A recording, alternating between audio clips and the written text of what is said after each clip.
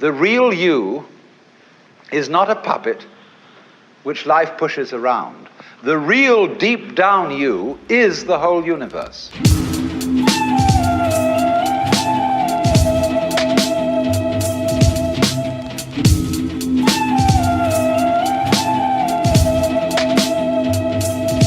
In the West, we've come to think of karma as if you do something bad will happen to you. But this is an inverted way of looking at karma. The psychology of the Western mind is based out of fear and guilt. That's how the Roman Catholic Church controlled us for so long.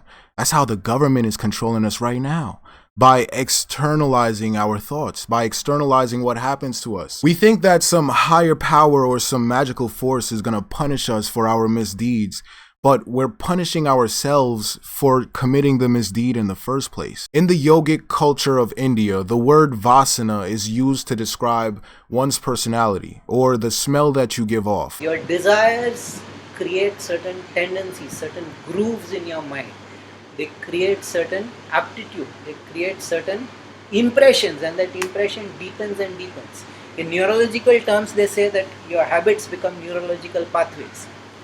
You have certain reactions in a certain conditioned manner, and your vasana and samskara determine the kind of person you will become. It's just like flowers, where different flowers give off different fragrances that have signature scents. You could smell a rose, a tulip, and an allium, and they'll all come up with different scents. And you'll recognize filth by its stench. It's a repulsive odor. You can also recognize personalities by their vasanas. And the kind of smell that's coming off of you depends on what you've been through in life and what you saturate your mind in. Our five senses are always recording information from the external world, and we have no choice in that matter. Like, we can't, if you see something repulsive, you can't undo it. You can't be like, oh man, I don't want to remember. It's stuck there now. So we can't get rid of the bull that we come across in life. But we have two options. We can either use the bull to fertilize for flowers so that we could change our fragrance, or we can smear the bullshit all over ourselves and become one with the bullshit. What I'm trying to say is the events that develop to lead to where you are in life, it might not be all your choice. It might not be your decision to be there, but it's what you do with the cards that you're dealt with. Are you going to use the BS in life as manure to blossom into a new flower? Or are you going to take the BS and just sit with it and walk around smelling like shit? We live in a world where so much pain happens, and I've seen it. I've been through pain. But the point is, do you become wise after something unpleasant happens to you? Or do you become wounded? Wisdom is more than just data collection. It's more than just recalling information.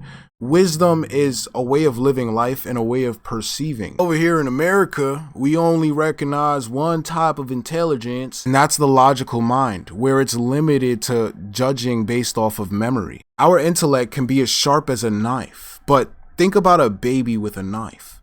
That's a pretty dangerous baby. If you're running around with a sharp tool in your hand and you're unconscious with it, you're gonna end up cutting yourself. And you wouldn't need anybody's help to do that. If you're alone and you feel miserable, you're in bad company because you're not treating yourself right.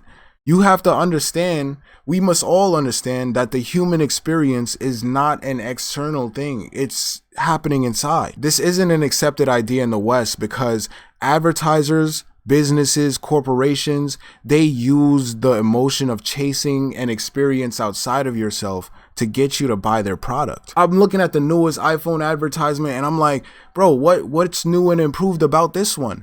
They're just telling me that I'm gonna feel better if I have it. Like, they're just advertising the feeling I would get for having their product. If you get the new and improved, you'll be better than those people that don't have it. This is a sickness! All comes from a culture that wants you to be number one. In order for me to win, other people must lose. That's a limiting belief because you're limiting yourself to just your ego. Now think of somebody who's in a position of power who thinks like that. That's what causes wars and invokes hatred. A prime example of this is Hitler. Hitler had the us versus them mentality. He thought that the Aryan race was supreme and that Jewish people deserved to be deleted. Do you think that Hitler is the only person who thought like this? You think that he's the only person who had that thought in his head? There's millions of people out there that think like him. The only thing is that they lack power. They lack competency to direct anything. You could find mini Hitlers all over the world. The mentality is still on Earth. It's still within people. Just take a look at all the things that humans fight over. Race, we kill each other for looking different. Religion, we kill each other for thinking different. All because of limiting identities. I remember when I wanted to join the military at one point, and I had to stop and think about it because I was thinking like, yo, there's another kid in another country who's growing up, same age as me, and thinking the same thing.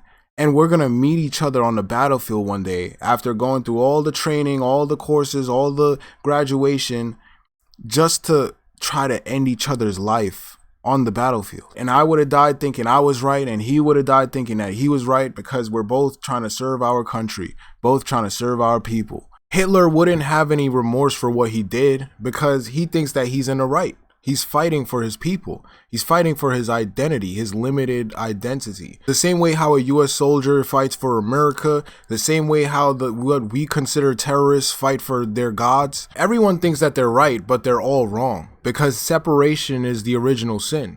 Let's say I'm on a bus, right? I'm on a public transit bus and I see an old Russian lady trying to walk down the aisle. And I see that she's about to trip over something.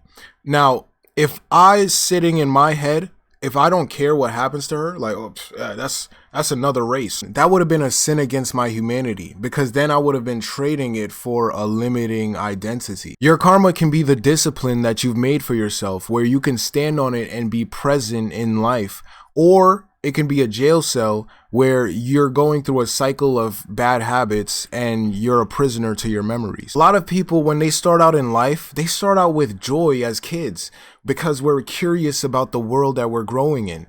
But when they start aging, like when people start getting up to like the 30s or even my age, they become miserable. They start conforming to the patterns of this world. In my last video, I talked about how identities are necessary for us to function in society because it allows us to navigate time and events and interact with people. We do need our identities, but if we don't have space to reflect on our identities, we become stuck or stale identities. When you hold on to old identities, you start doing crazy things because you're trying to defend that identity. Giving yourself space to reflect on who you are allows you to create your identity and not be consumed by it. In order to do this, you have to change your philosophy on life. Instead of chasing happiness, you have to think, how am I expressing joy? If you're chasing happiness, you will forever be tired. But if you're expressing joy, you'll be full with energy because you're grateful for what's happening now. A grateful mind isn't doing a task because they're seeking something in return. A grateful mind is doing it because that's who they are. Love is not something that you do. It's something that you become. I don't care what you think, as long as you think. Thank you for watching.